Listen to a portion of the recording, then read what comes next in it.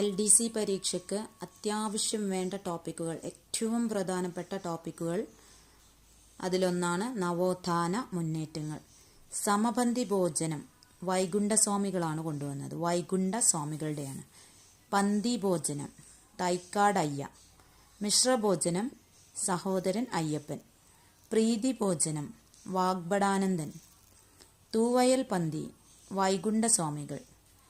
നിഴൽ താങ്കൽ വൈകുണ്ഠസ്വാമികൾ.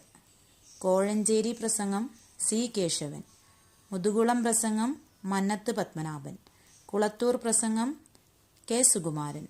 സമപന്തി ഭോജനം വൈകുണ്ഠസ്വാമികൾ. പന്തിഭോജനം തൈക്കാടയ്യ.